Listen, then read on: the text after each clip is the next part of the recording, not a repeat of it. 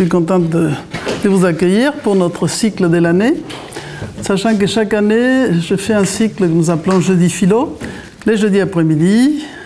J'abordais déjà beaucoup de fois des sujets autour de la pensée de Jung, qui est un penseur qui m'inspire énormément. J'ai aussi abordé l'astrologie, la philosophie, puisqu'effectivement, comme je pense que je vous connais presque personne, je me présente rapidement. Donc, je m'appelle Laura Winkler, je suis la cofondatrice de Nouvelle Acropole en France. Nous sommes venus avec Fernand Schwartz pour fonder ce mouvement philosophique dans les années 73. Ça fait un certain temps. Et c'est dimanche, on va fêter nos 50 ans de mariage. Donc, vous voyez, pour les couples, ça va aller, on a quelques expériences intéressantes. Et donc, en plus de toutes mes recherches ou mes travaux dans le domaine de la philosophie, je me suis intéressé beaucoup à la pensée de Jung, ce qui a donné naissance à un petit livre que j'ai fait sur les dièses intérieures, la notion des archétypes qui inspirent les modèles d'anima animus dans la pensée de Jung. Et après que j'ai présenté les archétypes séparés, les dieux et les déesses, je dis bon, on va les mélanger. Et ça a donné naissance à ce petit livre qui, tout bêtement, va être la base de tout ce qu'on va traiter dans notre cycle de séminaires. Alors l'idée était de présenter les sujets, avant de vous donner la parole pour savoir pourquoi vous êtes là finalement. L'idée était un petit peu de présenter les sujets sous quelle optique.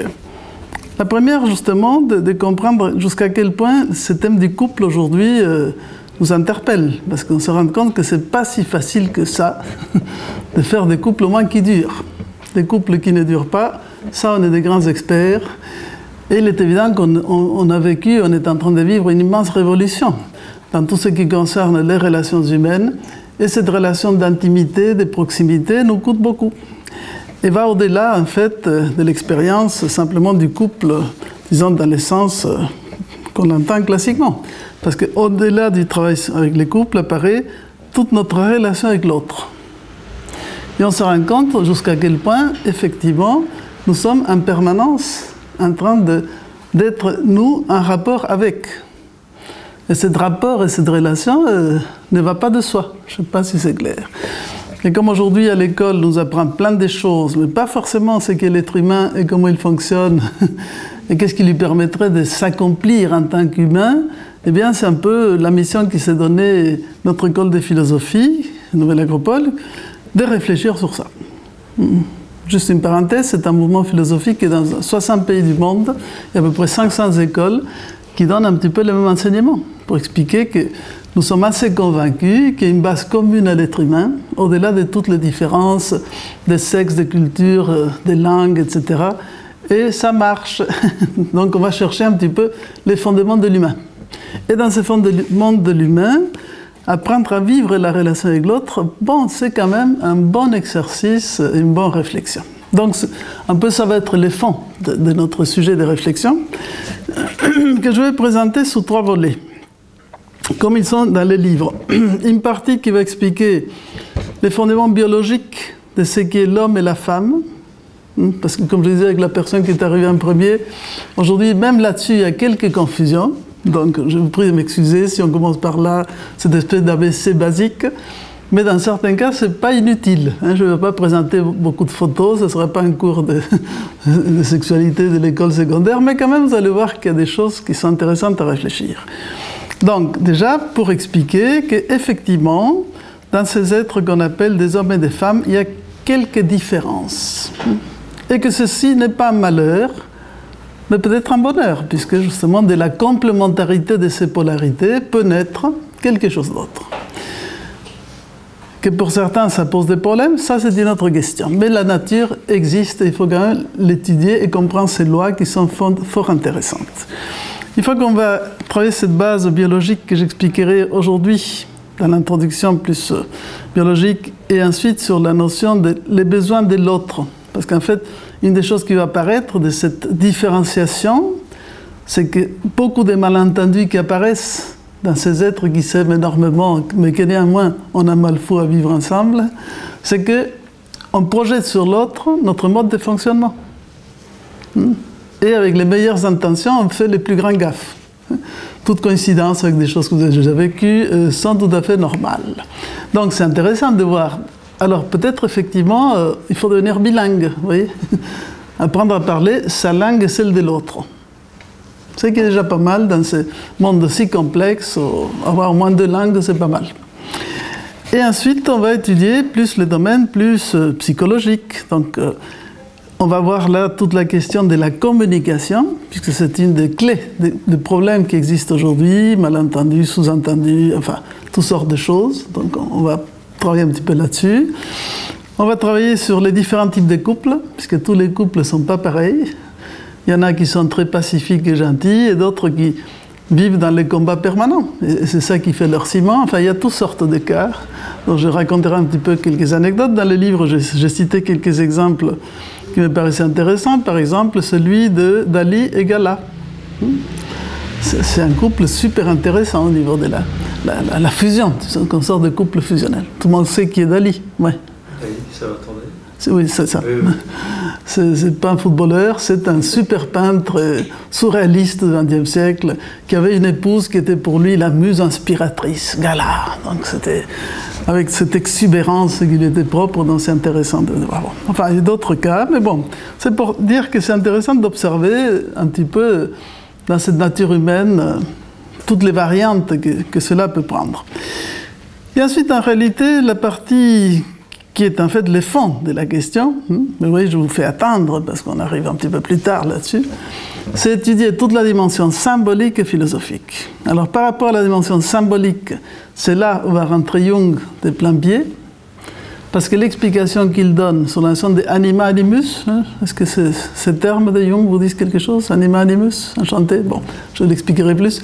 Mais disons, les scoops géniales, je dirais la grande, pas invention, mais trouvaille, oui, découverte très particulière de ces grands psychiatres suisses qui étaient Jung, c'est de dire, voilà, nous avons en nous déjà une dualité en nous, conscient et inconscient, et si dans la part consciente de nous-mêmes, nous nous exprimons comme homme ou femme, dans notre inconscient, nous portons une image du sexe complémentaire dans notre inconscient.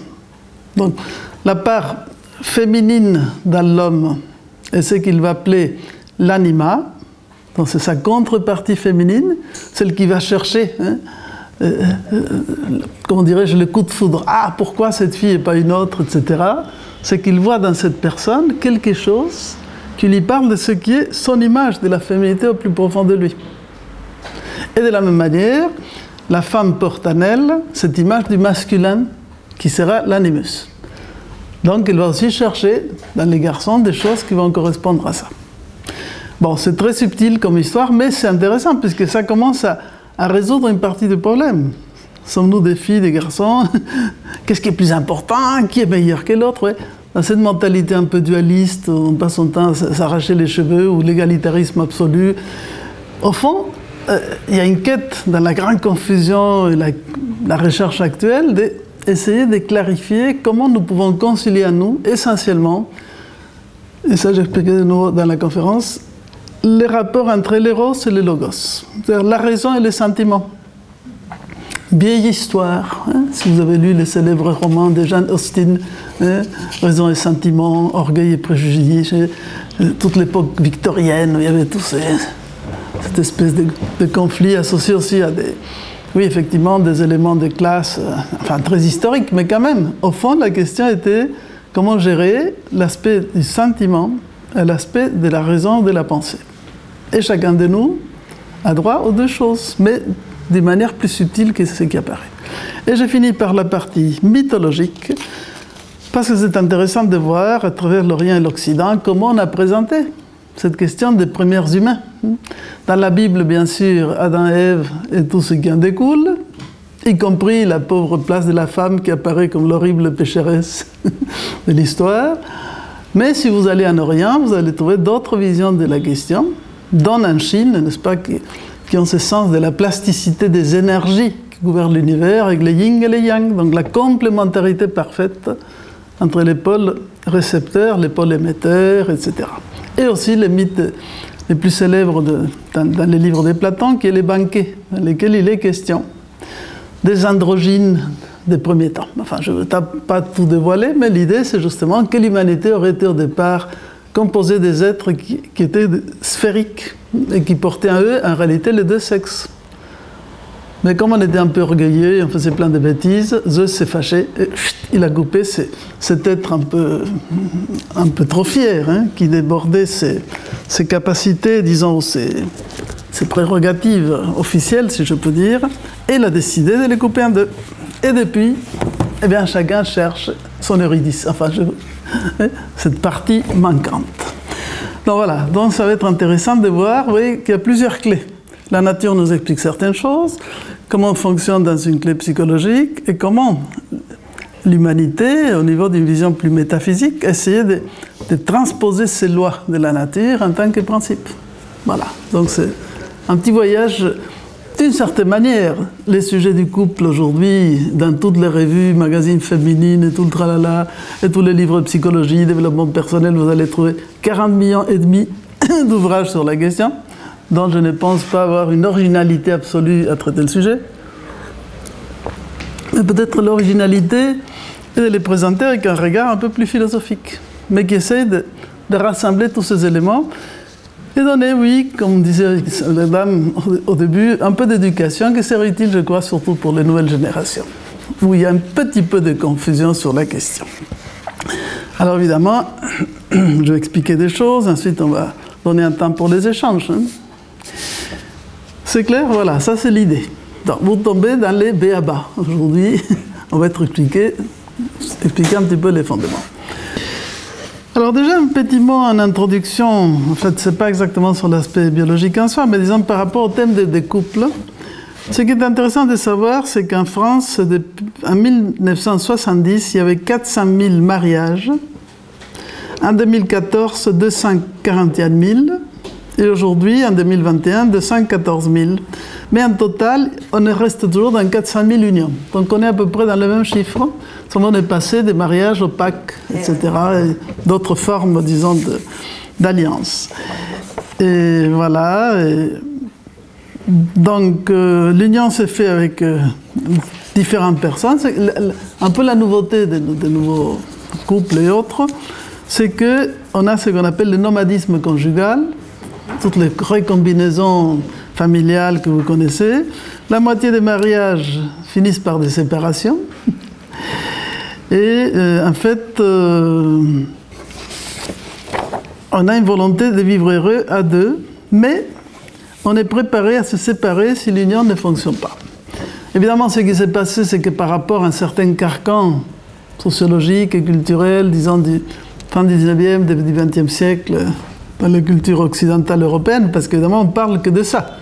Bien évidemment, les schémas dans d'autres parties du monde, comme vous savez, sont très différents. On ne peut pas généraliser de manière totale. On est en train d'exprimer quelle est la situation actuelle.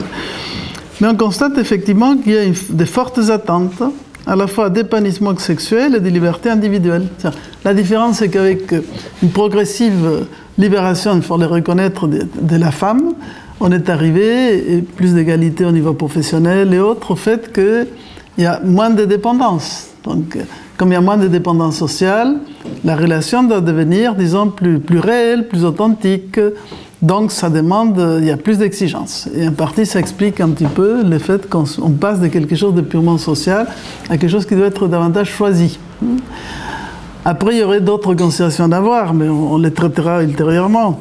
Comme par exemple, effectivement, le fait que comme nous sommes dans une société des plaisirs, des loisirs, etc., il y a le côté Kleenex. Donc on s'amuse, on lâche, etc. Donc tout ce qui est la notion de durabilité, faire des choses, disons, dans la continuité, n'est pas pensé clairement au départ, puisqu'on part de la passion seulement, et il y aurait peut-être d'autres facteurs intégrés. Bon, voilà, ça c'est juste une petite préambule par rapport à la question. En réalité, ce qui est intéressant et qui va être un peu le sujet de notre réflexion, c'est que pour qu'une relation soit justement plus riche et nous amène à davantage d'humanité, il faut développer plus d'autonomie, une meilleure interrelation, ce qui implique une meilleure connaissance de soi, et on dirait un meilleur travail sur soi, pour que justement la relation à l'autre soit plus mûre.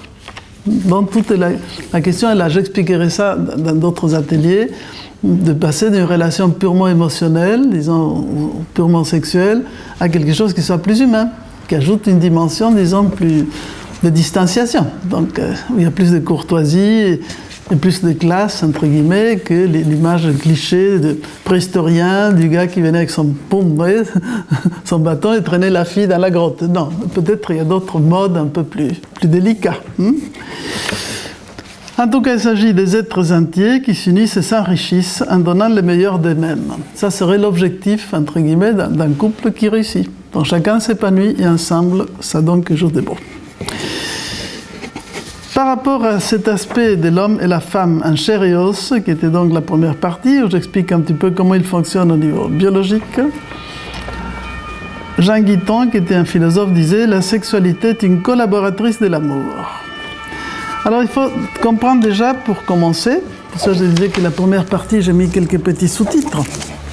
On va commencer par aborder la notion des hormones sexuelles. Quelle est la différence entre les hormones sexuelles masculines et féminines? La femme va engendrer ou produire des hormones qu'on appelle les estrogènes et la progestérone qui sont produits par les ovaires. Comme la notion fondamentale de ce cycle hormonal qui va donner toutes les caractéristiques sexuelles féminines et de préparer, n'est-ce pas, cet ovule pour l'ovulation, donc tout est basé sur le cycle de la fécondité féminine, c'est un cycle des hormones qui travaille sur un cycle, une période de 28 jours. Donc les hormones féminines ne fonctionnent pas dans une régularité constante comme ça sera pour les hormones masculines, mais oscillent par ces cycles que nous connaissons par les cycles de menstruation féminins, qui préparent en fait l'organisme pour pouvoir accueillir éventuellement justement spermatozoïdes et commencer là un processus de gestation. Donc la première moitié de ces cycles, cet organisme est disponible pour la fécondation et donc ces hormones vont diminuer à la ménopause. On aura beaucoup moins de ces hormones féminines. Elles vont donner toutes les caractéristiques sexuelles féminines, mais elles vont provoquer aussi, par cette alternance, vous voyez, ce fait qu'elle est cyclique dans son développement, des sautes d'humeur, un peu de fatigue, une instabilité psychologique, vous voyez, ce n'est pas des humeurs constantes, ce monde féminin. Et effectivement, pendant la période des règles, elles produisent un effet un peu sédatif. Et elles touchent au niveau neurologique la sensibilité nerveuse. Donc si je fais une petite analogie avec quelque chose que pour les anciens qui travaillaient toujours les analogies et les correspondances entre les mondes humains et les mondes de la nature, le cycle de la Lune dure aussi 28 jours. Et la Lune était toujours symbole de la féminité, comme le Soleil était le symbole du principe masculin, le principe émetteur de lumière et le principe de récepteur. Je rappelle que la Lune est une satellite de la Terre, tourne autour de la Terre, donc elle reçoit cette lumière solaire et la projette sur la Terre. Et selon l'angle dans lequel on le voit, dans ce cycle de 28 jours, comment va être ce corps de la Lune? Tantôt on ne le voit pas, tantôt il devient un premier quartier qui commence à grandir, la pleine Lune super lumineuse et toute belle, hop, elle décline. Donc elle est constamment en train de changer de forme. Elle évoque un peu cette féminité, parce que le corps féminin, quand la femme est enceinte, tout d'un coup, ce corps tout svelte et mince commence à grossir, à s'arrondir, jusqu'à venir cette espèce de pleine lune, d'accord, jusqu'à ce qu'elle accouche, et de nouveau, disons, elle reprend des formes, disons, plus sveltes, etc. Donc il y a cette cyclicité, à la fois par rapport à la durée du cycle, et les conséquences de cette sensibilité féminine. Il y avait un proverbe, je crois, qui disait « La femme souvent varie, bien fou qui s'y fie ». C'est ça. Rabelais. Oui, Rabelais. La femme souvent varie, bien fou qui s'y fie. Bien folle. Bien folle, bien folle. Très bien. Parfait. Corrigez-moi, c'est un problème. Donc, alors, pour dire effectivement qu'il y avait déjà cette espèce de tradition de considérer cet univers féminin assujetti à ces cycles, donc un peu changeant et un peu perturbé, entre guillemets, par ses humeurs, pour le dire ainsi. D'où le fait qu'au 19e, nous avions dans la bonne bourgeoisie les boudoirs dans lesquels les dames allaient bouder hein, quand elles se sentaient pas bien. Donc elles se retiraient dans leur petit espace réservé pour, disons, rester tranquille avec elles-mêmes. En tout cas, ça c'est le cycle des hormones sexuelles féminines. Les hormones masculines, appelées androgènes, dont la célèbre testostérone, sont produites par les testicules. Elles vont apporter les caractères sexuels et elles fonctionnent de manière continue, en donnant essentiellement la force physique. Vous voyez la différence. Donc, le monde féminin, il est assujetti à un cycle de 28 jours, et à partir de la ménopause, ces hormones ne sont plus fabriquées, parce qu'il y a cette notion justement de productivité associée à l'engendrement. Dans les côtés masculins, ça continue à fonctionner. Bon, peut-être ça diminue un peu, mais quand même, disons, à la base, elle est toujours là. Alors, ils vont développer essentiellement des formes, disons, de force physique. Alors, il y a un petit tableau que je vous ai mis dans la page 2. Enfin, donc, si vous retournez à la page 2, juste pour rappel, la testostérone développe et les oestrogènes développent. Alors, la testostérone développe la force musculaire. Vous avez le petit tableau. La vitesse de réaction et même l'impatience. L'agressivité, la compétition et l'instinct de domination. L'endurance et la ténacité.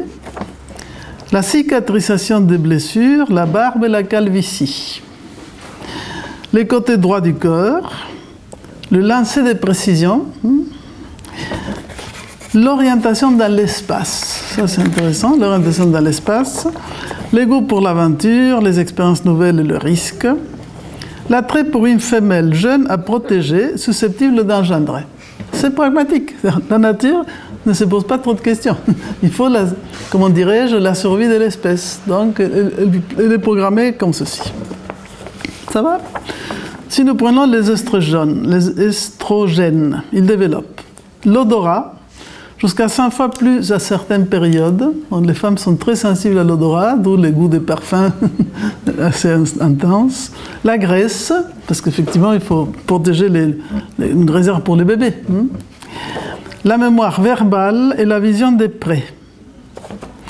Lui, les femmes chantent plus juste que les hommes et sont capables de reconnaître les sons. Les côtés gauche du corps, les mouvements de précision. L'un, c'était les lancers de précision. Ici, ce sont les mouvements de précision. L'orientation dans le temps. La reconnaissance et la capacité à nommer les couleurs avec précision. À tel point qu'effectivement, si je retrouve ces documents, je vous l'enverrai par mail. Il y avait un manifeste masculin, très amusant, fait par des Argentins, qui expliquait non. Nous ne sommes pas capables de distinguer toutes les tonalités de fuchsia, de rose, de ceci, de cela. Nous n'avons pas 300 paires de chaussures. Nous n'aimons pas aller faire les courses, etc. C'était extrêmement amusant. Mais l'histoire de la quantité de couleurs, dans les modes féminines, on va vous distinguer les gens de ceci, les gens de cela, les canards. Donc, toute cette diversité des palettes est plutôt, disons, adaptée à cette nature féminine. Et la reconnaissance et capacité avec précision, l'attrait pour un mâle dominant, fort expérimenté, socialement reconnu, moins jeune mais protecteur. Ça, c'est le côté biologique dans ces mâles femelles qui fonctionnent sous cet aspect.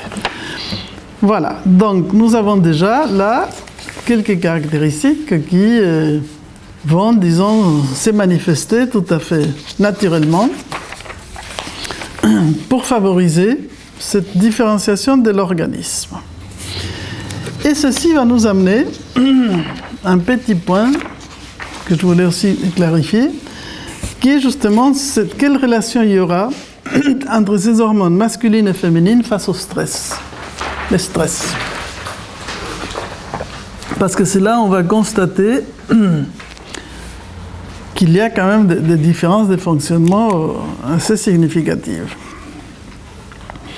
Alors, l'homme, quand il est dans une situation de stress, il va produire plus de testostérone, et la testostérone qu'il produit diminue le stress. Pour lui, Donc comment il va fonctionner dans une situation complexe ou difficile? Il aura une réponse active, il libère la testostérone face à l'agression, il va défendre une cause, résoudre un problème, donc il devient hyperactif, d'accord? Et il est en action et résout le problème.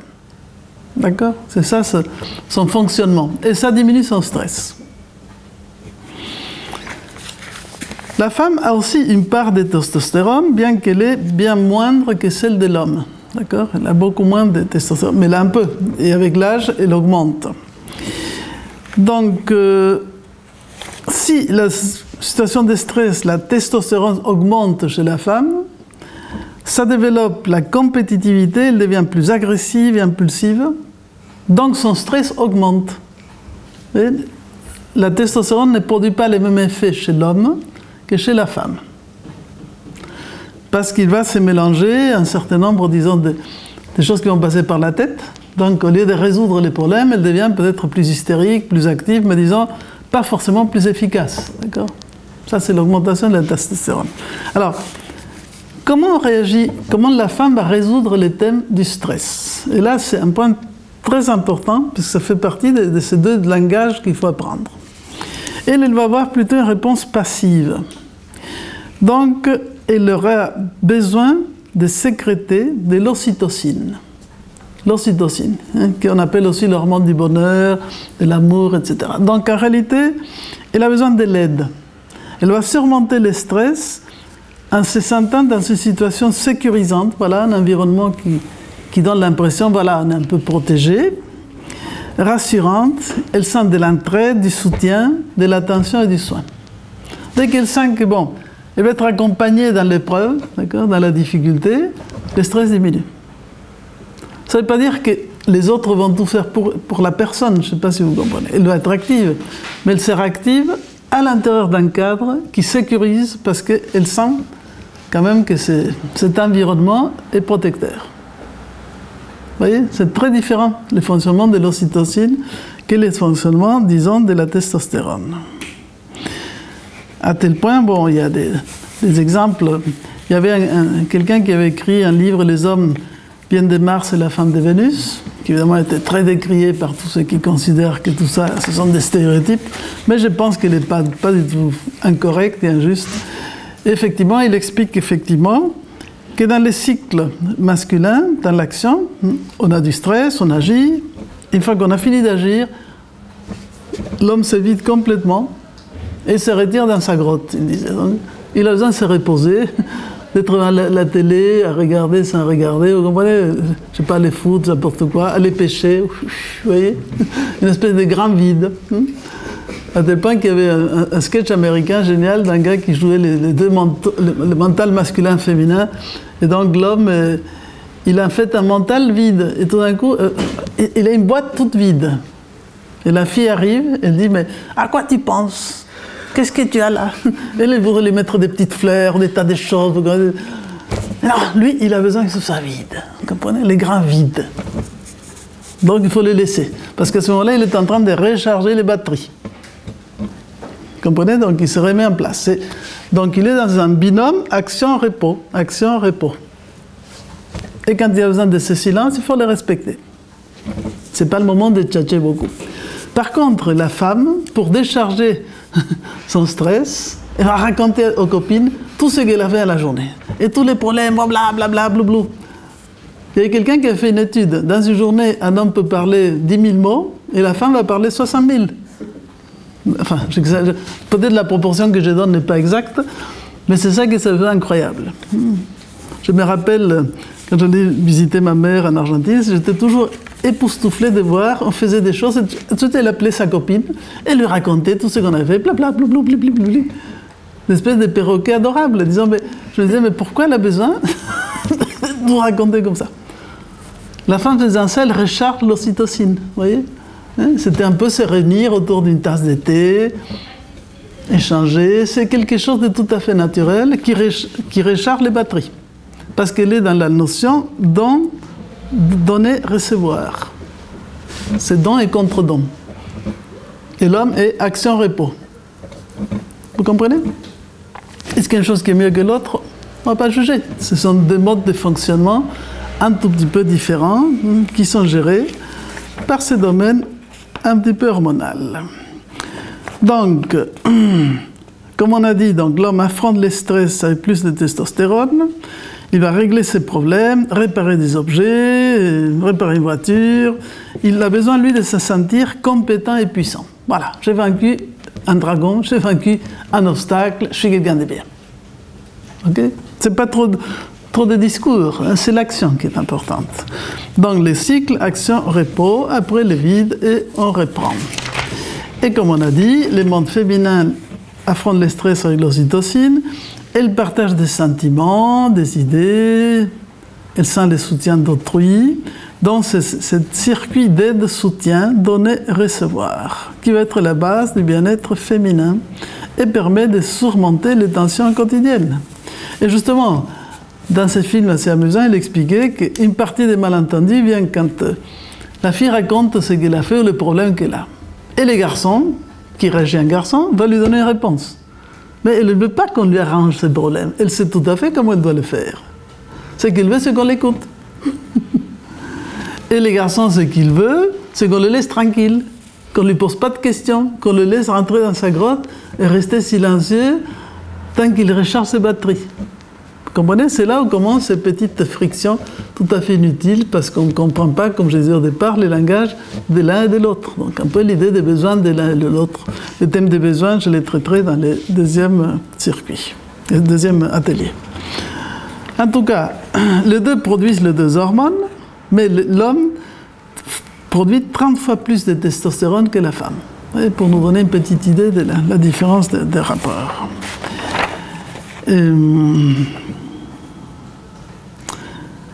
Donc, actuellement, effectivement, quelques années plus tard, ce gars qui avait écrit « Les hommes viennent de Mars et les femmes de Vénus » a écrit un nouvel ouvrage. Je ne sais pas, dans les années 2000 et quelques, toujours avec le marketing à l'américaine. Bon, ça, c'est une autre histoire. Mais ce qui était intéressant, c'est qu'il expliquait là comment cette Vénus s'était refroidie, oui, refroidie et Mars réchauffé. En fait, en réalité, ils étaient à l'envers l'un de l'autre. Parce que, à partir du moment où la femme est rentrée davantage dans la vie active, professionnelle, etc., elle est devenue davantage homme, entre guillemets, elle s'est masculinisée. Donc, ayant développé davantage ce phénomène de testostérone qui ne lui permettait pas cet équilibre dont elle avait besoin, ça provoquait des augmentations de stress et des difficultés encore plus grandissantes dans la communication. Et c'est une partie du problème qui existe aujourd'hui. Qui est toute la question comment équilibrer la vie personnelle, la vie professionnelle, en fait, l'intériorité, l'extériorité. On est toujours dans la même question, intériorité, extériorité. En réalité, les solutions, si on veut aider un tout petit peu tout ça, c'est de pouvoir développer, parler les deux langages pour comprendre mieux quels sont les besoins de l'autre. Donc il faut être très observateur, très fin, et accepter que tout le monde ne fonctionne pas de la même manière.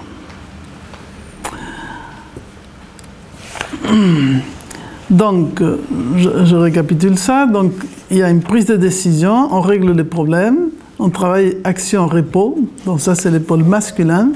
Il faut savoir que la testostérone gouverne le désir sexuel. Par contre, le côté féminin, il est dans les dons aux autres, avec alternance entre les dons aux autres et des moments pour soi. Donc, recevoir le soutien, don-réception, être écouté. Et cette hormone féminine favorise l'amour. Donc, c'est pour ça que la femme est beaucoup plus romantique. Elle va privilégier les gestes d'amour symboliques, etc. Et les garçons sont plus attirés par le sexe. Naturellement, c'est comme ça. En tout cas, voyons un tout petit peu les cerveaux masculins et féminins. Là, je vous ai mis un autre tableau. Alors, il faut bien comprendre que nous parlons ici d'une base biologique, mais qu'à ce fonctionnement des cerveaux, dont on sait qu'à peu près 80% des hommes fonctionnent avec les cerveaux où prédominent ces caractéristiques masculines par rapport aux féminines, mais 20% ont un cerveau où prédominent plutôt les caractéristiques féminines. Et au niveau des femmes, dans les études qu'on a faites, il y a 10% des femmes dans lesquelles prédominent les caractéristiques du cerveau masculin. Mais globalement, si on traite de la majorité, le petit tableau qui est ici va fonctionner. Je ne sais pas si vous comprenez. Donc, et en même temps, il faut bien savoir que ces conditionnements biologiques peuvent être aussi modifiés par ce qu'on appelle actuellement l'épigénétique. L'épigénétique, je ne sais pas si vous savez, c'est une science relativement récente qui étudie toutes les influences environnementales qui vont même arriver à changer les bases génétiques. Parce qu'on peut parfois activer certains gènes ou d'autres par rapport à des éléments culturels, éducatifs ou autres facteurs externes.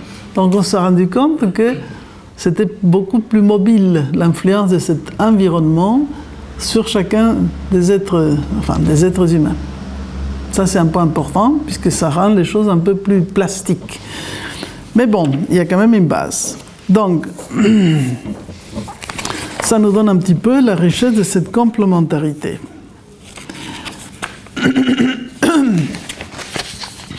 Donc, là, oui, je vous donne un peu de patience. Ce qu'on va faire, c'est qu'on va comparer l'une à l'autre. Hein. Donc, page 1, super tableau sur les cerveaux.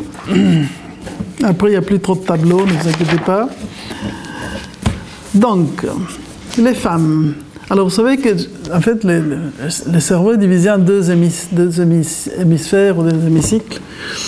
Donc, curieusement, c'est le cerveau gauche qui domine du côté féminin, qui est celui du langage. Plus une partie du droit, les corps calleux, plus important. Et les hommes, c'est plutôt le cerveau droit. Donc, ils sont plus latéralisés, plus spécialisés. Les femmes sont moins latéralisées, tout le cerveau travaille. On expliquait justement que, en quelque sorte, dans le cerveau féminin, on a plus d'interconnexion entre toutes les choses, ce qui est un tout petit peu lié à la manière de fonctionner. La femme, disons, elle doit organiser sa journée, l'enfant par ici, le boulot, etc. Il y a 40 000 choses qui se mélangent toutes. C'était ça aussi dans les petites sketchs qui étaient amusants. L'homme, il a une petite boîte pour chaque chose. Là, il y a la femme, là, il y a la belle-mère, là, il y a le boulot, là, il y a la pêche. Chaque chose est séparée. Et surtout, pas mélangée. On sort une boîte, on s'occupe de ça, pour ça, on dit qu'ils sont plutôt monotâches. Par contre, la femme, tout est entremêlé. Vous comprenez, une chose conduit à l'autre, une idée, une pensée. Et ça se traduit au niveau du cerveau. Tout est plus combiné, l'autre il est plus latéralisé. Comme on a vu, les femmes sont orientées dans le temps et les hommes plutôt dans l'espace. Ils peuvent se situer plus facilement dans l'espace. Et c'est intéressant parce que la femme, justement, à travers son cycle biologique, et ce célèbre cycle de la Lune, la Lune, traditionnellement, a servi pour faire la base du calendrier.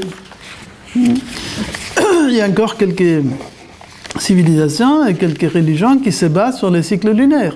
Et on a des fêtes lunaires, que ce soit dans la tradition juive, musulmane et chrétienne aussi. Parce que je ne sais pas si vous avez vu que Pâques a l'habitude de se déplacer au long de l'année. Donc, c'est intéressant, nous avons un calendrier solaire, mais on a gardé des traces de ce calendrier lunaire. Donc, la féminité, à travers la cyclicité de son propre organisme, elle sent le temps. Elle sent la vie qui passe à travers elle. Et l'homme il a plus une conscience spatiale, il peut se situer davantage dans l'espace. Bon sens et logique verbale, mémoire verbale, la femme, logique spatiale, orientation, rotation mentale, donc pour les mathématiques. 63 garçons surdoués en mathématiques. De 9 ans, 18 mois d'avance verbale sur les garçons. Les filles parlent plus tôt que les garçons. Mais il faut reconnaître que les garçons sont plus doués pour les mathématiques. Donc, indépendamment du fait de vouloir l'équivalence totale, vous voyez, le même nombre des uns et des autres, il faut reconnaître que dans certaines choses, certains sont plus doués que d'autres. Sur 24 000 élèves surdoués en maths, 0 filles. Bon, oups. Par contre, ils savent chasser les gibiers. Tout l'instant de chasseur, guerrier, d'où le lancer des précisions qu'on a vues, n'est-ce pas, la force physique, etc. S'il voit un ballon au sol, il tape dedans. La testostérone est une hormone de conquête. Par contre, la femme, le cerveau féminin, se préoccupe de nourrir sa progéniture. Il a, lui, une vue de loin, téléobjectif, un ballon au sol et le prend dans ses bras. La femme le prend dans les bras. Enfin, je ne sais pas, quand vous étiez petite, il faut reprendre ça quand on était petit. C'est comme l'histoire qu'on a fait. On a fait un test avec des singes supérieurs, je ne sais pas si c'était chimpanzés ou d'autres types. Et on a vu effectivement que les petites singes femelles, les petites filles singes en quelque sorte, allaient tout de suite vers des bébés, enfin des poupées, et ils allaient tout de suite les allaiter, les aider, etc. Par contre, les garçons singes étaient intéressés par les locomotives, les choses qui bougent, etc. etc. Donc c'était très naturellement inscrit, cet instinct plutôt maternel, disons, plus de dynamique des mouvements. Alors, puissance, les muscles 40%, cicatrisation, vitesse et impulsivité. Bon, on a vu toutes les hormones féminines, estrogène, progestérone, ocytocine, prolactine. Une vue large, vous voyez, elle a plutôt la vue large et l'autre était l'objectif. Parce qu'elle doit garder cette vision plus globale d'une situation. Besoin de mouvement, les côtés féminins, coopération. Plus émotifs mais retenus, les émotions non exprimées, ça c'est le côté masculin. Les femmes ont des réserves de graisse, muscles 25%, et les hommes, vous avez vu, 40%. Tendance à calme et patience. Les hommes intériorisent. Sont davantage autistes que les femmes. Il y aurait 4 pour une femme. Émotivité moins forte, mais davantage exprimée. Vue développée et érotisée. Vêtements, maquillage, enfin attirés. Tendance à l'extériorisation d'un côté, perçoit mieux les formes et les mouvements, le masculin. Lui développé et érotisé, attiré par les paroles, la musique. Olfaction peu développée en général, ça on l'avait vu tout à l'heure. Hein. Contact de loin, vue, perçoit plus de nuances de couleurs.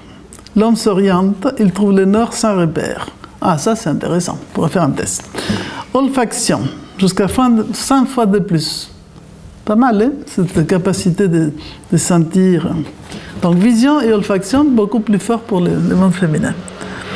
Cherche les contacts de près, les odeurs, besoin de sexualité pour l'intimité. La femme se repère, elle cherche les détails d'un itinéraire, elle est capable de faire des repères, et il a besoin, lui, d'agir et de chercher des solutions. Besoin d'intimité pour la sexualité. Besoin d'aventure et de risques, c'est le côté combat, aventure, etc. Besoin de parler et d'être entendu, ça renforce ce qu'on expliquait l'ocytocine. Expérience d'aventure, génie et fou, donc un côté créatif qui conduit un peu aux extrêmes.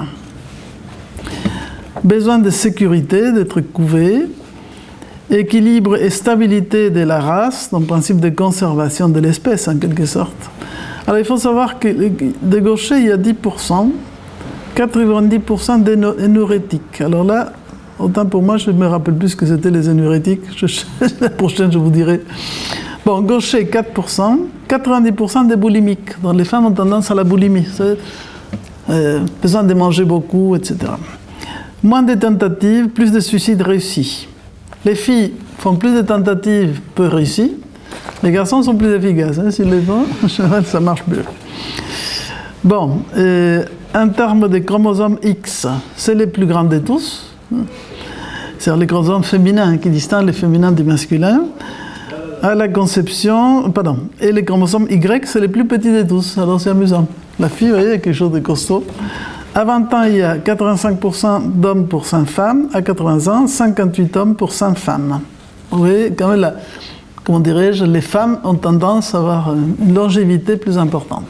Bien que c'est assez équilibré actuellement, ça dépend des endroits. À la conception, il y a 140 garçons pour 100 filles. Les défenses immunitaires fortes, grâce au cerveau gauche. Défense immunitaire faible. Sérotonine excite la femme. La sérotonine calme et inhibe l'homme. En fait, les sexes forts et les sexes faibles, c'est peut-être à l'inverse ce qu'on croit. Bien, donc ça c'était pour faire un petit inventaire à l'après-vert de quelques caractéristiques de deux cerveaux qui ont rejoint un petit peu ce qu'on expliquait au départ. Alors maintenant justement, on va traiter d'un sujet que je dis marquer là un peu synthétique. C'est le fait que l'énergie n'a pas de sexe. L'énergie n'a pas de sexe. Comme ça, on va se réconcilier avec beaucoup de choses intéressantes.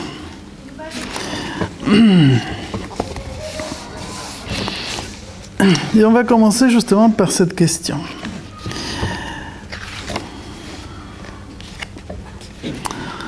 On va expliquer que, en quelque sorte, effectivement, les hormones femelles prédisposent à la stabilité, la passivité, la réceptivité, la sédentarité, la gestation, l'être. Donc tout ce qui est stable, qui se recentre.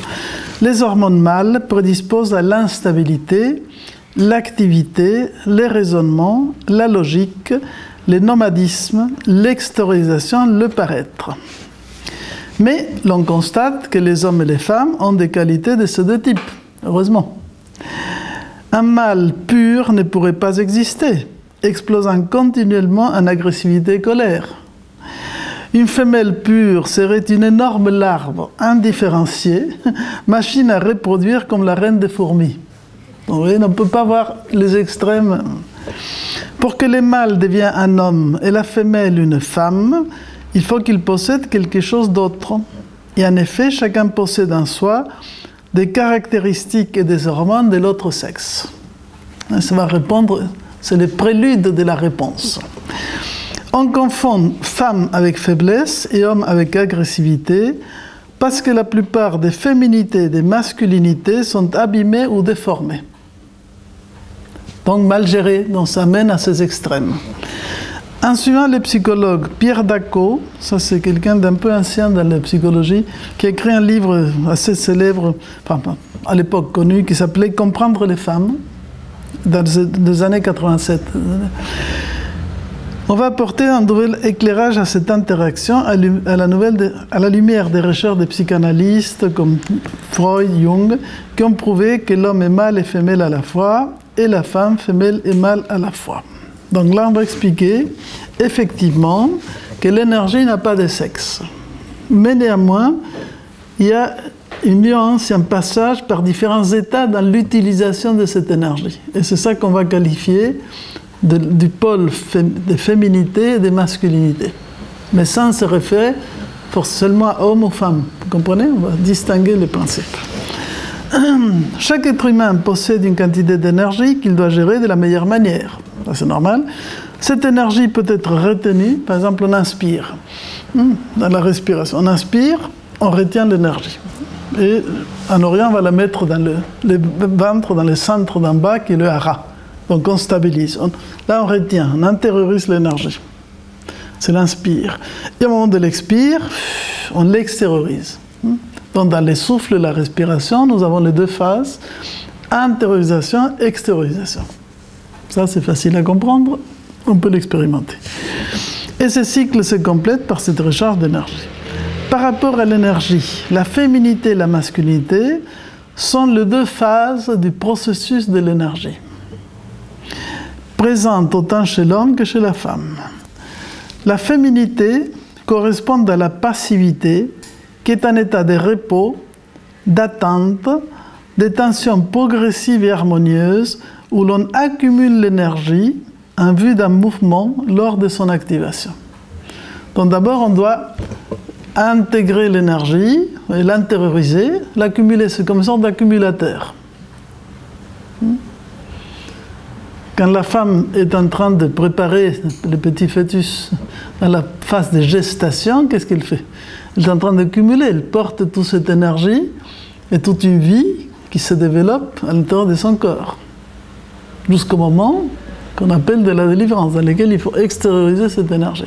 Mais d'abord, il y a toute une cumulation de cette énergie. Une passivité puissante exige un état intérieur harmonieux. Authentique, la passivité permet d'être à l'écoute, de capter et d'emmagasiner des sensations et des informations. Toute accumulation d'énergie a comme source principale la passivité. Il faut comprendre passivité pas dans le mauvais sens, mais dans le sens de réceptivité. Voyez? Comme au niveau de l'électricité, vous avez les pôles actifs et négatifs, ou mâle-femelle. Dans les prises, on va parler du pôle mâle-femelle. Il ne faut pas prendre ce côté passivité ou négatif de l'électricité comme quelque chose de mauvais. C'est nous qui, dans notre tête, tout de suite, hop, on qualifie. Ah, négatif, c'est mauvais. Passif, c'est pas bon. Non. Le côté passivité, si on n'est pas en état de réceptivité, vous voyez? Par exemple, maintenant, vous écoutez, donc votre écoute doit être, vous devez être dans cet état de réceptivité. Et celui qui parle est dans l'état d'émission, d'accord? Donc, et grâce à ça, on peut quand même établir un échange. Mais si on n'est pas en état d'écoute, parce que dedans, on a déjà plein de choses, on est rempli de pensées, ça tourne la tête, blablabla, bla, bla, bla, bla. Donc ça ne sert à rien. Hein. C'est la vieille histoire d'un occidental un peu orgueilleux qui va voir un maître oriental, il veut tout savoir, il veut qu'il apprenne tout. Alors le maître lui offre une tasse de thé, il commence à lui servir du thé, il met du thé, jusqu'à ce que ça déborde largement. Et les gars voient ça, ils disent, mais attention, ça déborde. Mais ça, c'est comme votre mental. Qu'est-ce que vous voulez que j'ajoute, que je dise, si vous êtes déjà plein? Donc, alors, parfois, on est trop plein d'autres choses, et on n'est pas en état, entre guillemets, de réceptivité. Donc, il faut vider un peu les choses. Donc, déjà pour dire que ce pôle de passivité est associé à la vie intérieure. L'aspect d'être capable d'intérioriser les choses, les intégrer en soi. Donc, quand elle est authentique, cette passivité permet d'être à l'écoute. Donc, et on avait dit que dans le cerveau féminin, il y avait tendance à avoir une capacité d'écoute d'ouïe, disons, beaucoup plus alerte. Donc, ça évoque un petit peu ce même principe. Toute accumulation d'énergie a comme source principale la passivité. Si la femme est davantage prédisposée à la passivité, elle est préparée à une grande puissance intérieure. Donc, on dirait que, bien que, comme on l'expliquera, féminité et masculinité sont tous les deux propres à tout être humain qui cumule et libère l'énergie, comme tout être humain qui respire. On inspire, on expire. C'est pas que les filles inspirent et les garçons expirent, hein, sinon on a tous expiré tout de suite, quoi. Vous comprenez, on joue sur les deux. Quand cette féminité dans la femme, entre guillemets, est correctement vécue, ça va lui donner une puissance, une stabilité, parce qu'elle est en contact avec son intériorité de manière très naturelle. Vous comprenez? Donc elle aurait normalement davantage cette capacité d'écoute, de réception. La passivité ou féminité est une charge d'énergie ou une énergie potentielle. Donc on cumule, donc on est à l'énergie potentielle. Quand on passe au pôle de l'activité ou masculinité, il s'agit d'une décharge d'énergie ou énergie cinétique. Donc voilà, on va libérer cette énergie. Les processus de gestion de l'énergie chez tout être humain peuvent se comparer à l'arc et à la flèche. Alors, ça c'est un bel exemple. Donc vous prenez l'arc, donc on va tendre l'arc en arrière, et là vous êtes en train de cumuler cette énergie. D'accord? Et au moment juste, quand on a la juste tension, la juste vision, etc., pouf, on lâche et la flèche part en avant. Donc ce côté cumulation est associé à cette énergie qu'on cumule en allant en arrière avec l'arc. Dans les côtés féminité, c'est l'arc. Et les côtés masculinité, c'est la flèche, ce qui se projette, ce qui émerge, hein, ce qui sort, ce qui devient l'action libératrice de cette énergie. Alors, on a besoin de travailler sur les deux, sur les côtés cumulation et les côtés libération. C'est toujours la même histoire. Les processus de gestion de l'énergie donc, se comparent à l'arc de la flèche. Dans un premier temps, l'arc est totalement détendu. Alors, on va voir trois phases. Donc, en réalité, au départ, l'arc qu'on n'utilise pas est dans quel état? C'est rangé, la corde distendu, donc en fait, il n'est pas pour l'instant opérationnel. Il est dans un état qu'on va appeler de chaos ou d'extrême passivité, en fait. Il attend qu'on l'appelle pour accomplir sa mission. Ensuite, l'arc s'étend sans à-coup, de façon progressive, il accumule de l'énergie. D'ailleurs, il y a des arts martiaux avec les tirs à l'arc qui sont exceptionnels, dans lesquels il y a des maîtres qui arrivent à tirer sans regarder même où ils vont, parce qu'ils voient au-delà de la cible, et en fait, ils sont parfaits par leur extrême concentration. Vous voyez, ce côté d'accumulation de l'énergie. Donc, on va là.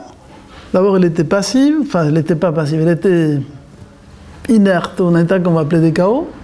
Ensuite, on va donc tirer, tendre en arrière, cumuler l'énergie, et le moment venu, quand le moment est opportun, elle est projetée. Ensuite, l'arc s'étend sans à-coup, il accumule l'énergie, et finalement, l'énergie emmagasinée est libérée et extériorisée. La flèche est catapultée pour perdre ensuite progressivement l'énergie accumulée. Et voilà, donc en fait, elle se libère. Et en réalité, c'est la flèche qui est l'aspect éphémère, et l'arc l'aspect qui dure. Regardons le petit tableau qui est dans votre page 2, petit tableau. La féminité en nous comprend ce qui est en détente et en repos, qui est immobile, passif, qui accumule de l'énergie potentielle et qui prépare une action extérieure. La masculinité en nous comprend ce qui est en mouvement, actif, décharge l'énergie accumulée et agit extérieurement. C'est simple à comprendre comme principe. Hein? La prédominance de l'une de ces attitudes fera que nous serons féminins ou masculins face aux circonstances.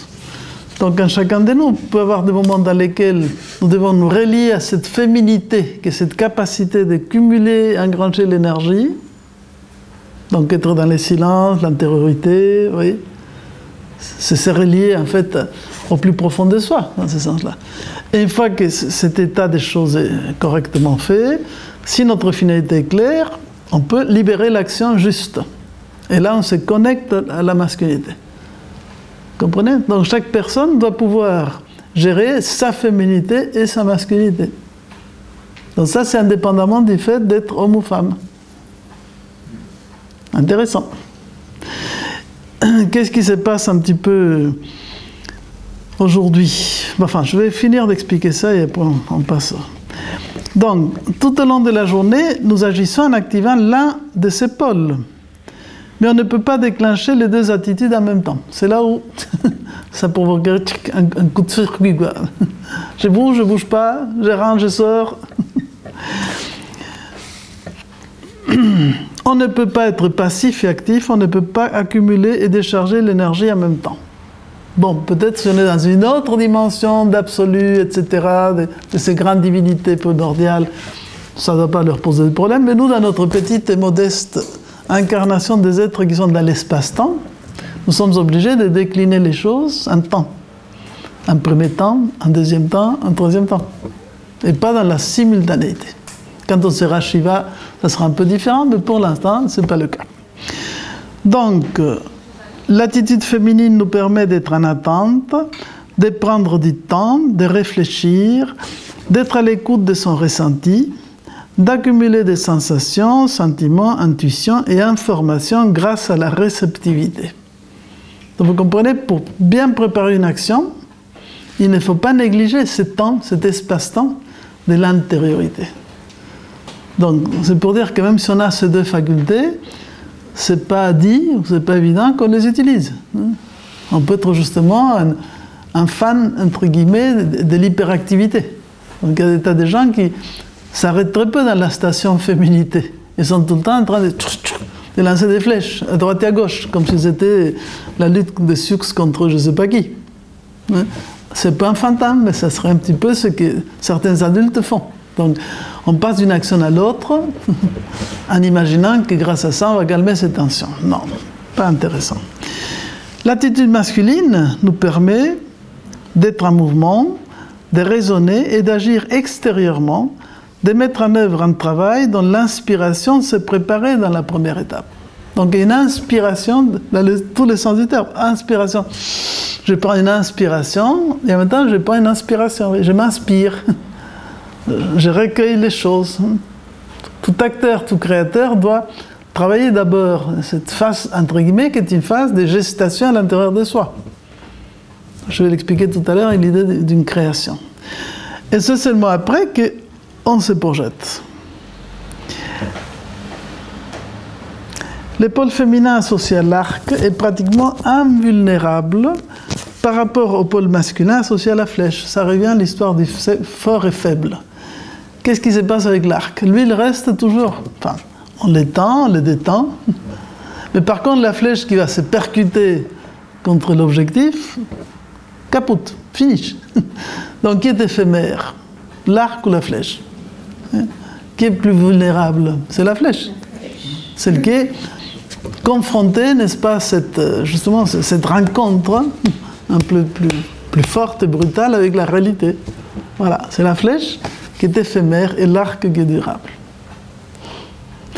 Donc, symboliquement, comme le pôle féminin est associé à l'arc, il est pratiquement invulnérable par rapport au pôle masculin associé à la flèche, qui risque d'être détruit, et dont la force ne subsiste que quelques instants jusqu'à l'épuisement de l'énergie cinétique.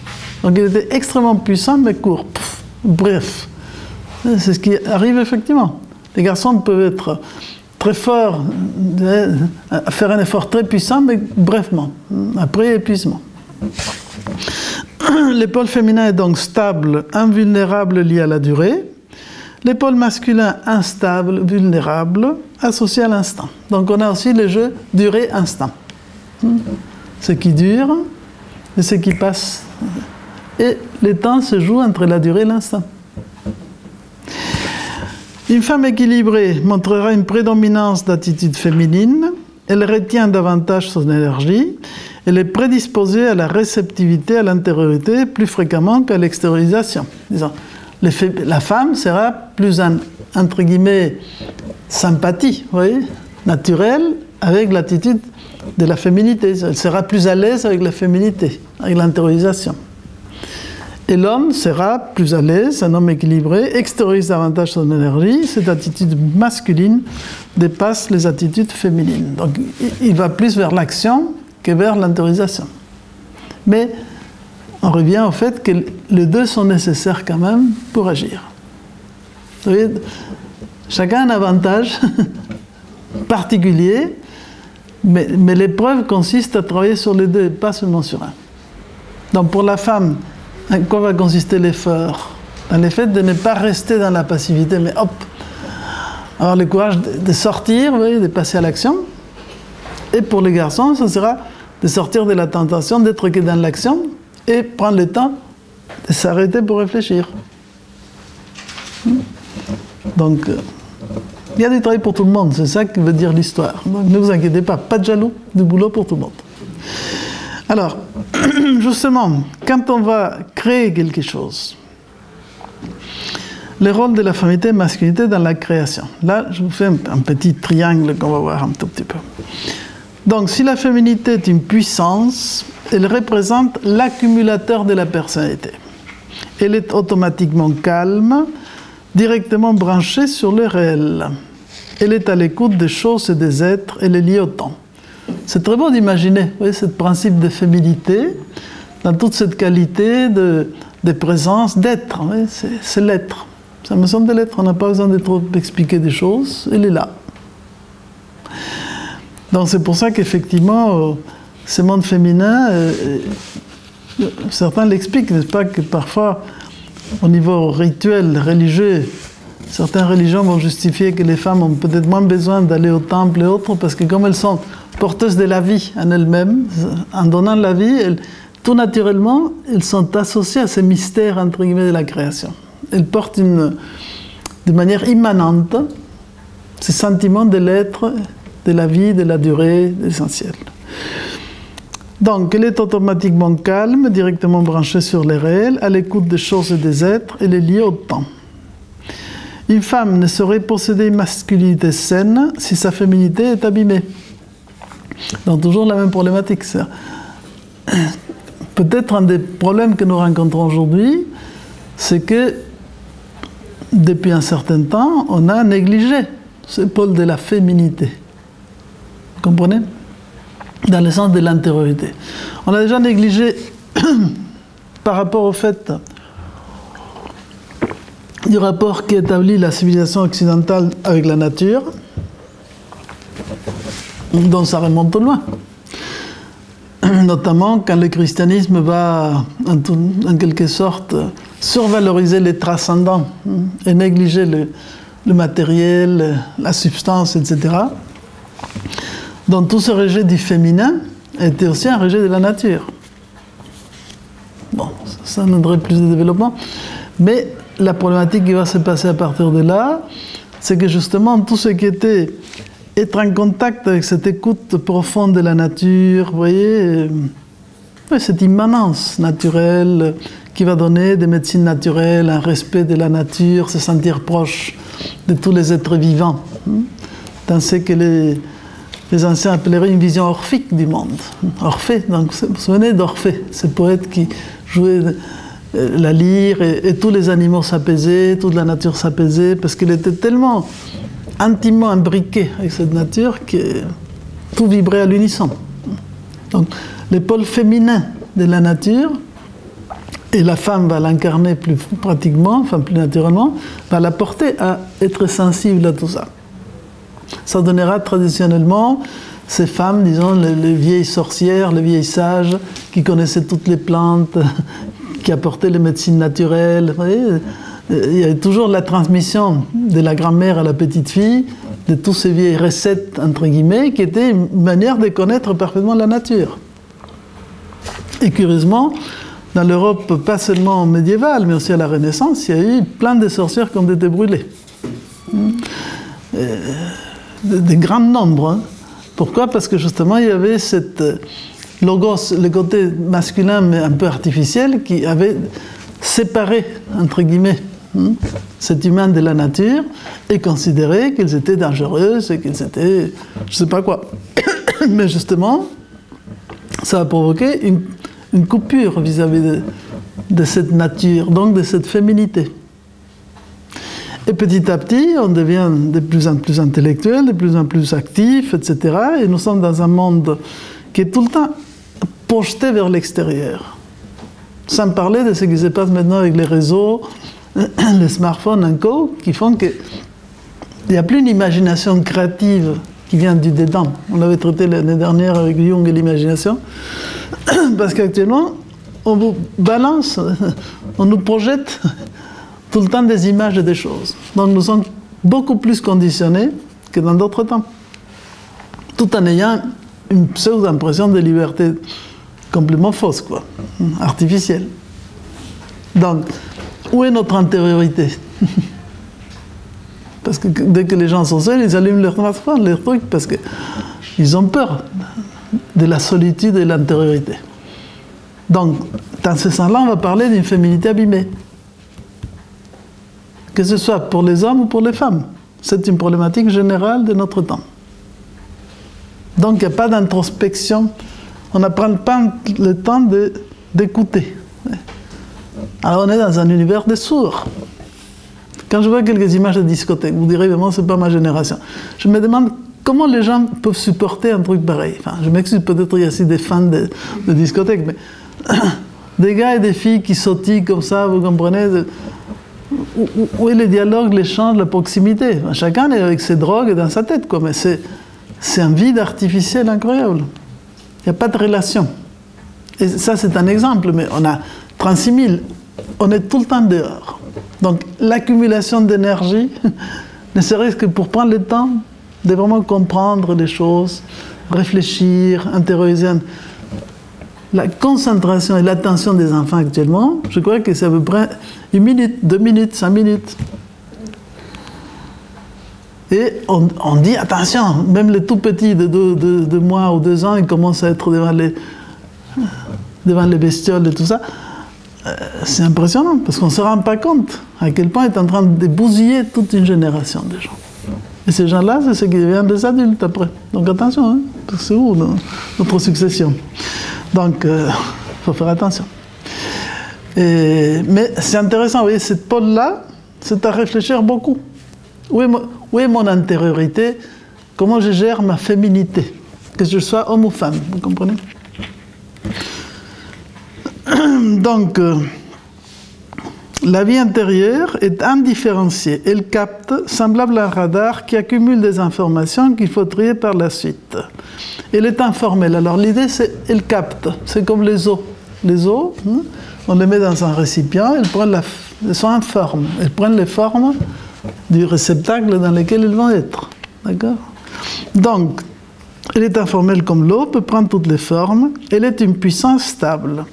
La véritable féminité demeure égale à elle-même, tout en s'adaptant aux fluctuations de l'existence.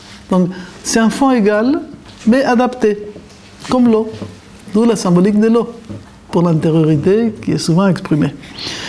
La masculinité extériorise l'énergie accumulée. Elle met en œuvre cette énergie par des créations qui s'extériorisent. Elle représente le stade ultime, la forme finale.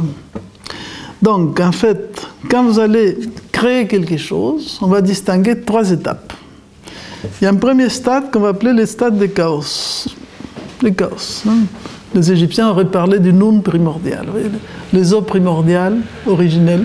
Il y avait des petits poissons qui nageaient, en fait, toutes les formes de vie, mais une espèce d'étape potentielle avant la manifestation, pendant lesquelles les idées flottent vaguement, sans consistance ni direction. Donc il y a une sorte d'univers potentiel où tout est possible. C'est l'arc qui était arrêté, là. Il ne fait rien, mais il peut faire différentes choses. Tout est possible. Stade de préparation. L'idée reste intérieure, détachée du contexte. Autour de l'idée des buts des matériaux s'accumulent, c'est le stage de la féminité. Tout d'un coup, on va choisir un petit poisson dans cette espèce de naze océan primordial. On choisit quelque chose. Hop, on prend une idée. Et cette idée va commencer à germiner, oui, se développer. C'est un peu comme le petit fœtus. La création se prépare à l'intérieur de cette énergie passive qui est la phase de la féminité. Dans les chaos, c'était l'indifférenciation. Là, on est dans la préparation. On cumule, on prépare. Si c'est un artiste, oui, un Rodin qui va créer une sculpture, ou je ne sais pas quel autre, bien, il la prépare. Il la marine. Ou quelqu'un qui écrit un livre commence par avoir des idées, qui met dans un petit calepin, des choses qu'il observe. Tout ça est encore passif, mais quand même, des choses sont en train de se produire. Et à un moment donné, stade de l'aboutissement, réalisation finale, extériorisation, on passe à la mise en forme, on crée. Donc, le livre qui est créé, la statue, l'œuvre, n'importe. Le travail que nous faisons, un courrier, n'importe. Donc, à ce moment-là, on arrive à l'étage de la masculinité. En réalité, symboliquement, on monte du chaos vers la masculinité, comme on va de l'inconscient vers le conscient, de l'indifférenciation vers la différenciation. Donc, de quelque chose de potentiel à quelque chose de concrétisé. Et une fois qu'il est concrétisé, c'est comme la flèche. Pouf, la flèche, elle a touché les buts. Ça y est, c'est ce but-là, celui-là et pas un autre. Cette flèche ne peut pas dire « Ah non, je me suis trompé, hop, je me retire et je vais ailleurs ». Non, ça y est, c'est fait. Tu as créé quelque chose. Bon, peut-être tu vas observer, apprendre et faire mieux la prochaine fois. Mais cette création, elle est là. Et c'est intéressant puisqu'elle a permis d'aboutir à un processus qui est passé naturellement par les 3 phases. Alors ces 3 phases sont naturelles, on va toujours les passer par là, il n'y a pas d'autre option. Après la question c'est, est-ce qu'on les fait correctement? Oui. Est-ce qu'on les nourrit, on donne le temps à ce mûrissement de l'œuvre ou pas? Ou bien on est bloqué. Et il y a des tas de gens qui peuvent avoir plein de brouillons d'œuvres qu'ils n'arrivent pas à incarner. Parce qu'ils ont tellement peur d'arriver à l'aboutissement. Hein? Ça existe des cas comme ça. Des gens qui se disent, bon, une fois si j'ai fini l'œuvre, je meurs. Non, il ne faut pas que je finisse. Après, vous étudierez des cas de toutes sortes. Bon, tout être humain doit activer en lui ces 3 stades pour parvenir à sa propre réalisation. À travers les temps, la féminité a été déconsidérée pour répondre aux besoins des cultures, des morales ou des religions, et aujourd'hui des sociétés technologiques. On est dans la même... Par d'autres biais, c'est la conséquence de tout ça. Donc on est dans le rapide, dans les mécaniques, vous voyez, dans les... tout fait, entre guillemets, l'artificiel. Mais il n'y a pas de... il y a peu d'œuvres qui sont vraiment nourries, mûries. Donc quand il y a ça, effectivement, les gens reconnaissent la différence. L'énergie intérieure s'est vidée et est devenue inerte. Le commun dénominateur des femmes modernes est une terrible insécurité intérieure Dès lors que la féminité perd sa puissance, c'est l'énergie fondamentale qui disparaît. Et cela a bien entendu des répercussions également sur les hommes.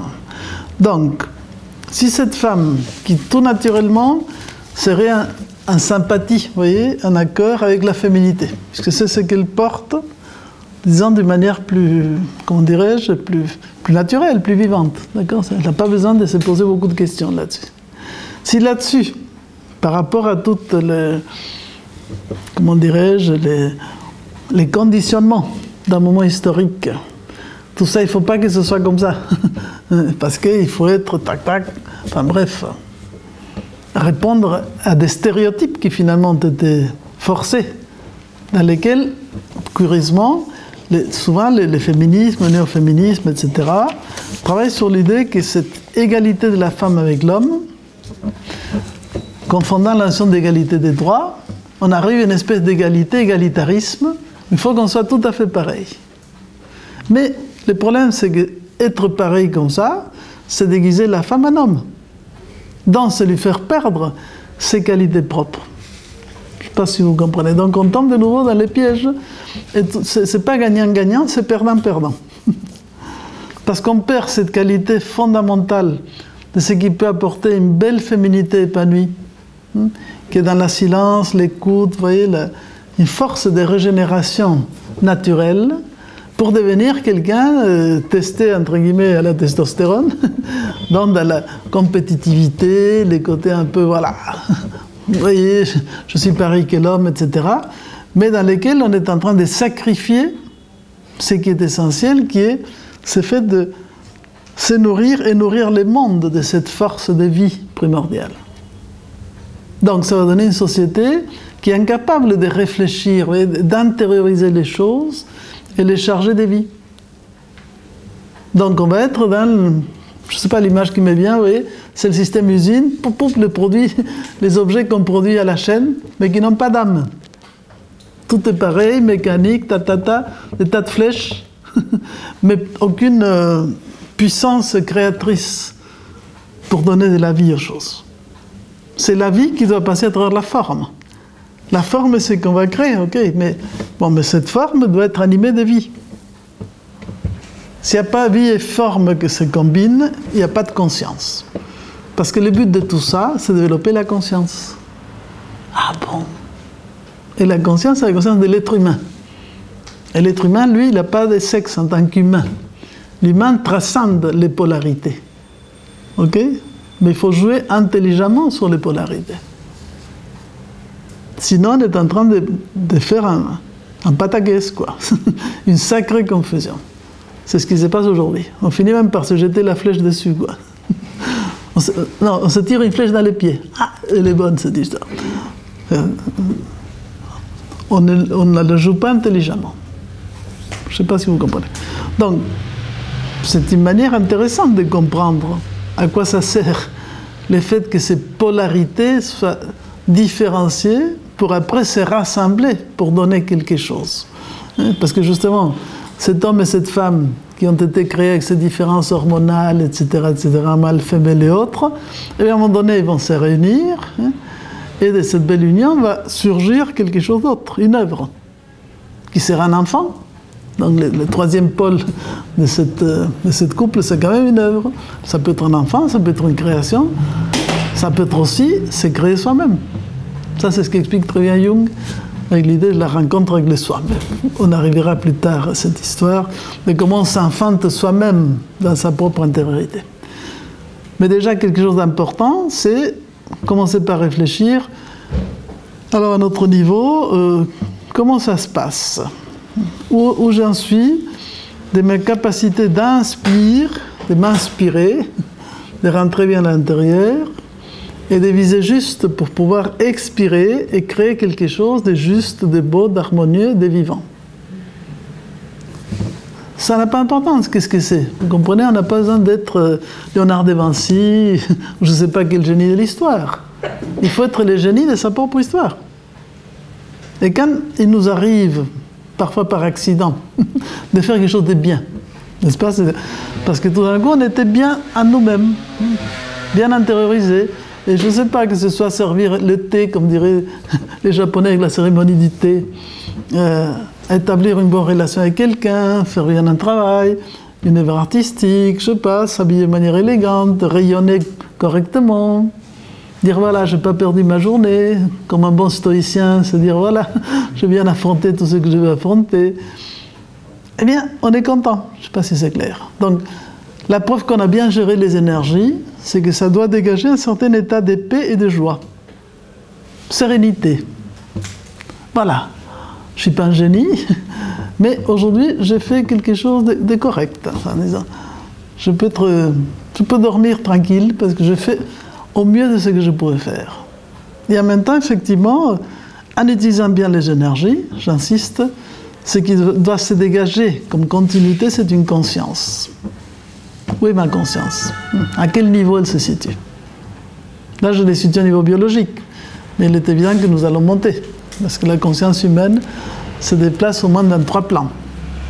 Les plans biologiques, que les Grecs appelaient soma, les plans psychologiques de la psyché, un petit peu de nos émotions, nos pensées un petit peu égoïstes, notre petit ego, quoi. Et les plans spirituels, nous, les plans de la transcendance, les plans des idées.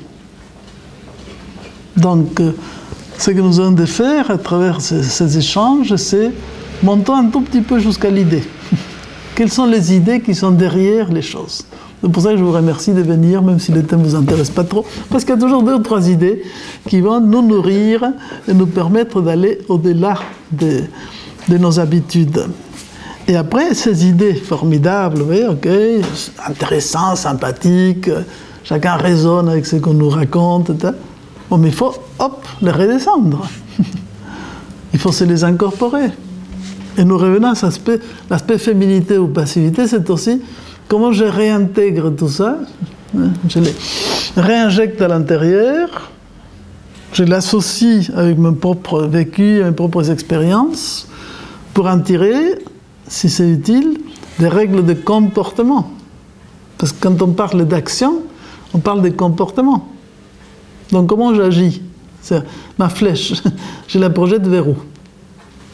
Est-ce que j'ai fait, comme disait Socrate, quelque chose qui tend toujours vers ce qui est beau, bon et juste?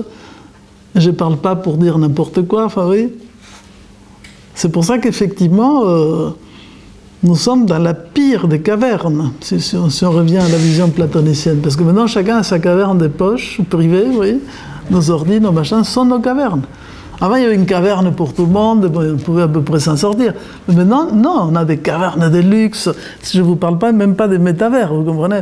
3D, tata, des pop-corn à disposition, pas de problème. Les coca, enfin, tout ce que vous voulez. Donc, elle est tellement attirante, cette horrible caverne, que plus personne ne veut s'en sortir. Mais il va falloir quand même se bouger un petit peu. Parce que c'est un piège, cette caverne. Bon, l'intérêt, c'est que quand il n'y aura plus d'électricité, il n'y aura plus de caverne. Donc on sera obligé de réécrire dans les murs. On reviendra à la préhistoire, vous allez voir qu'on va faire des jolies fresques. Bon, enfin, ça c'est pour ces sujets-là. Ça va? Est-ce que c'est clair? Vous comprenez la différence entre d'abord ce qu'on a vu, la partie biologique, les hormones, ce qui nous différencie, et ensuite bien comprendre féminité, masculinité, dans la nature et dans chaque action. Bon, alors, après j'avais fait une petite... comme j'ai un petit caractère un peu incisif, je m'étais permis de faire un petit point dans ce chapitre sur le thème de hommes et femmes égaux ou différents, et sur le thème de l'étude des genres, et la théorie du genre, dont peut-être vous avez vaguement ou pas entendu parler. Non. On ne parle que ça, voilà. Alors c'est un peu problématique, parce que ce thème de la théorie des genres, donc je l'explique à partir des travaux de Bérénice Lévesque, qui a écrit La théorie du genre ou les mondes rêvés des anges, qui est intéressant, et qui va expliquer, en fait, la théorie du genre commence par dire, voilà, il y a les sexes, qui est biologique, et les genres, qui est plutôt sociologique. Donc dans les genres de la société, nous cantonne, nous conditionne pour dire, voilà, toi tu es une fille, tu es un garçon, etc. Et ces conditionnements sont très fort, disons, et même parfois, effectivement, à l'encontre du sexe ou pas. En fait. Et la personne peut s'identifier davantage une chose ou l'autre, et à partir de là, il y a toutes les variantes possibles et inimaginables, parce qu'actuellement, on n'est plus dans le... comment ça s'appelle, l'hétérosexuel, l'homosexuel, les lesbiens, les gays, etc. Mais il y a les plus et plus et plus, parce qu'il y a à peu près 500 ou 1000 variantes possibles de la sexualité.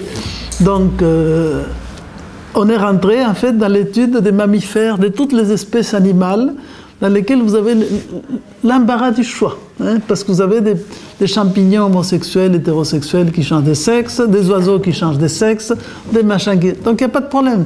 Et donc si on regarde la nature est merveilleuse parce que vous laisse les choix, les champs libres pour tout ça, donc il n'y a pas de problème. Bon.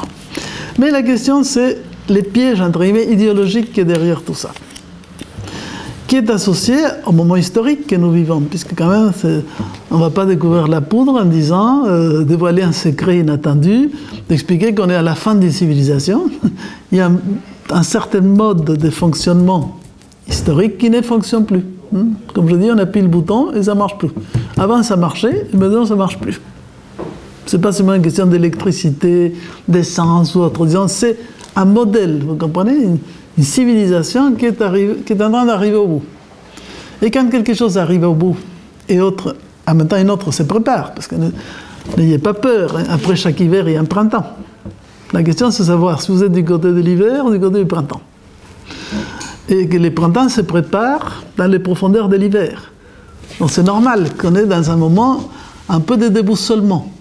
Vous comprenez ? Parce que si on est des gens relativement qui essaient à peu près de réfléchir sans se laisser complètement embobiner par des idéologies loufoques, eh bien on se dit, mais qu'est-ce que je suis venu faire dans cette galère ? Bon, mais voilà, à nous de choisir.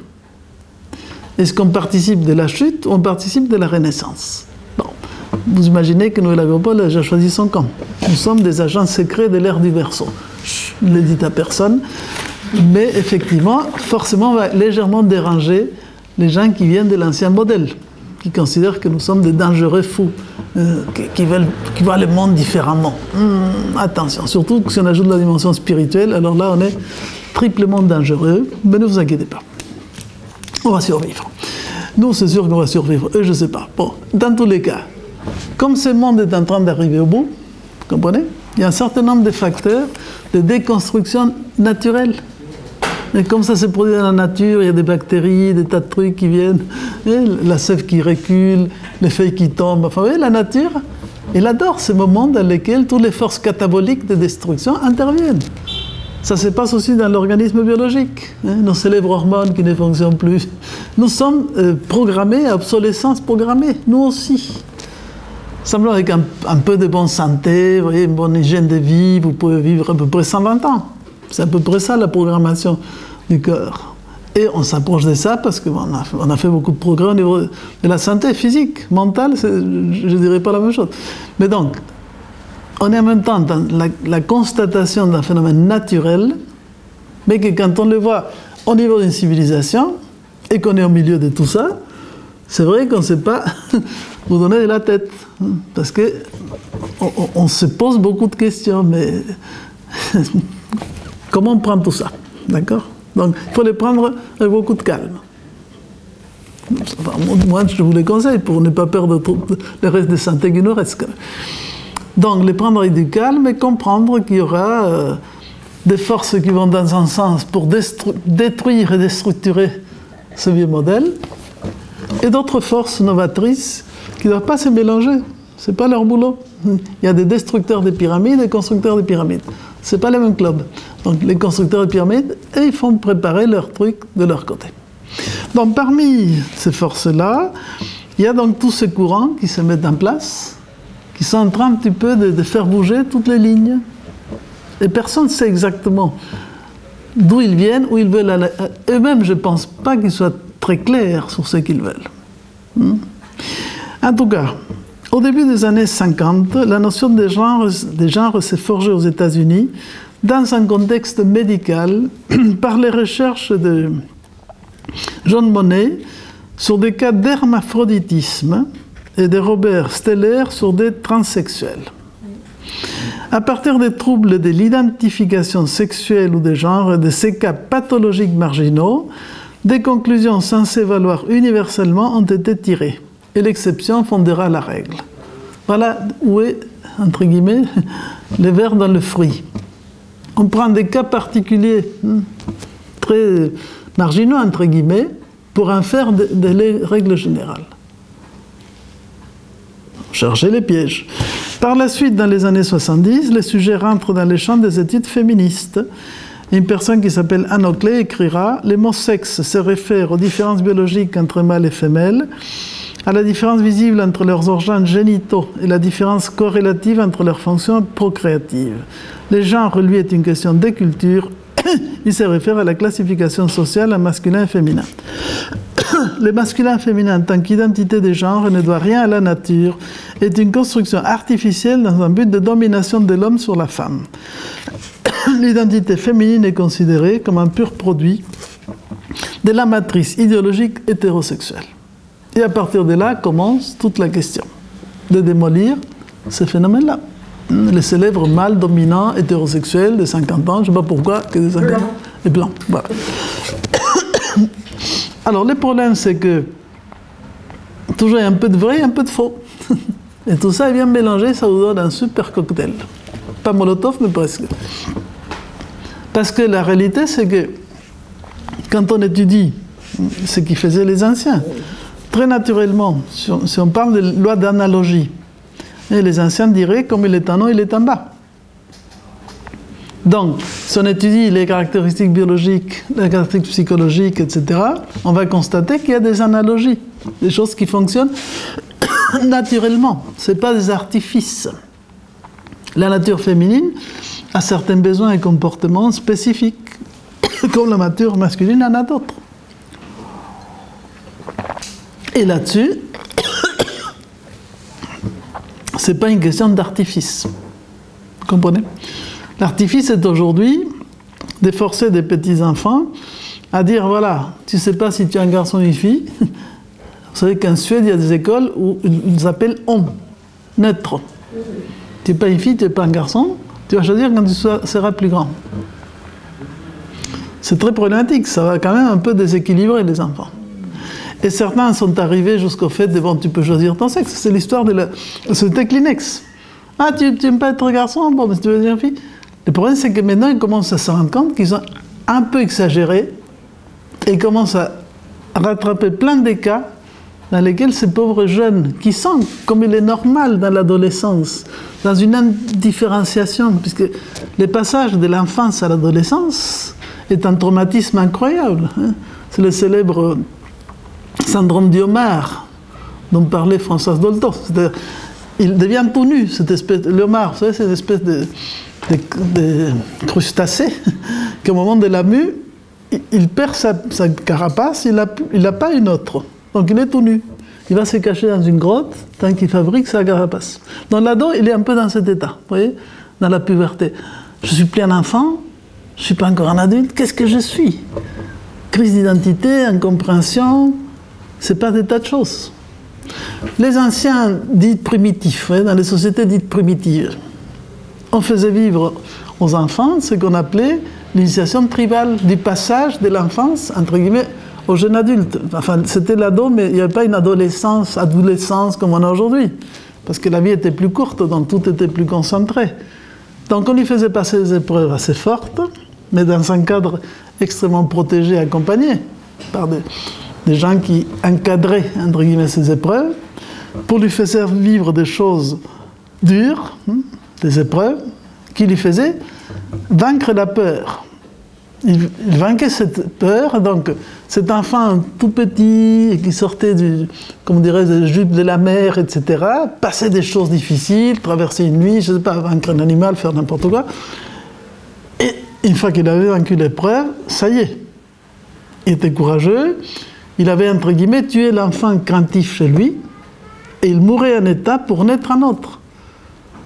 Et ça, c'était intelligent, parce que ça permettait que cet être s'affirme dans sa nouvelle identité.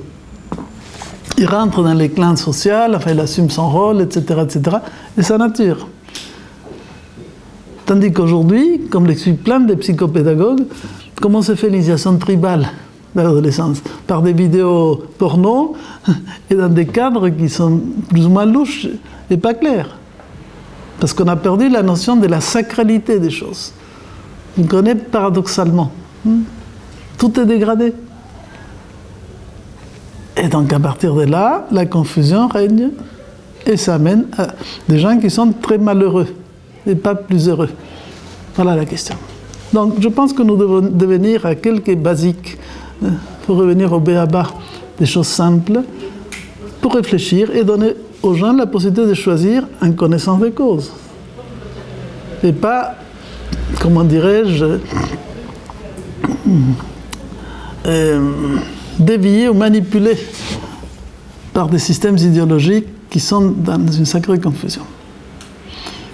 Voilà, je voulais finir par ça, pas pour que vous disiez très triste ou très sérieux, mais pour expliquer que ce sujet mérite vraiment une certaine réflexion. Bien, pour moi c'est tout pour aujourd'hui. Je vous remercie.